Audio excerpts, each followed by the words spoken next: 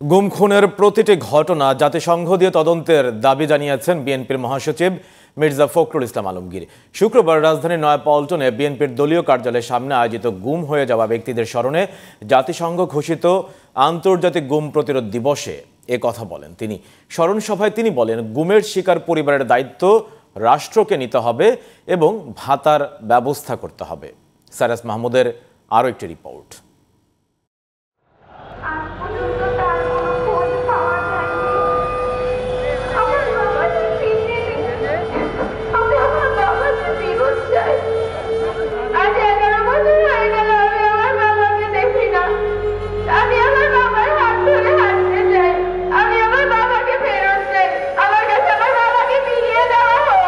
গুমের শিকার পরিবারের সদস্যরা এখনো তাদের স্বজন ফেরার অপেক্ষা করছেন।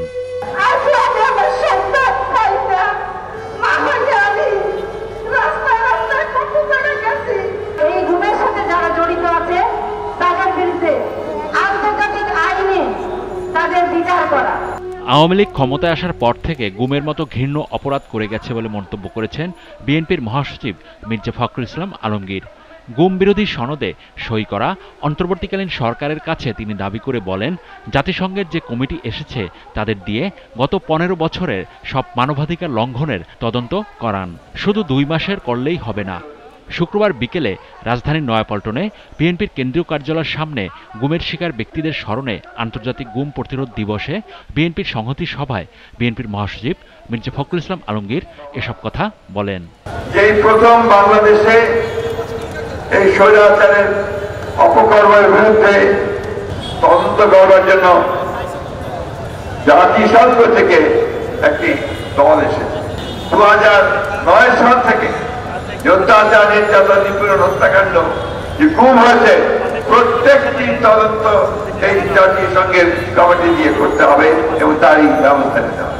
বিএনপির স্থায়ী কমিটির সদস্য আমির খসরু মাহমুদ চৌধুরী বলেন, গুম প্রকল্পের নেতা শেখ হাসিনা, সব সত্য উদ্ঘাটন করে সহযোগীদের বিচার করতে হবে। গুমের একটি প্রকল্প করেছে, অর্থাৎ গুমের মাধ্যমে ভয়ভীতি সঞ্চার করে সাধারণ মানুষ যাতে তার বিরোধিতা করতে না পারে, স্বৈর শাসনের বিরোধিতা করতে না পারে।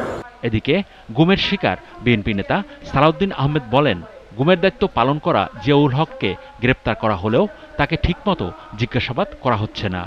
আমাকে চোখ বেঁধে হাত বেঁধে উঠিয়ে নিয়ে যায়। তারা প্রায় 20 থেকে 25 মিনিট ড্রাইভ করে একটি জায়গায় নিয়ে আমাকে একটা একটা গোপন কুঠুরিতে আবদ্ধ করে, যার আকার হবে 5 ফিট বাই 10 ফিট এবং সেই রুমে একটা ছিদ্র ছিল শুধু পেশাব পায়খানার সুবিধার জন্য, আর একটি পানির ট্যাপ ছিল।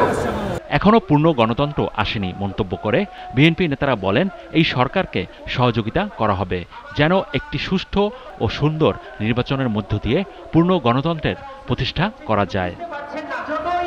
Cyrus Mahmud, GTV news, Dhaka.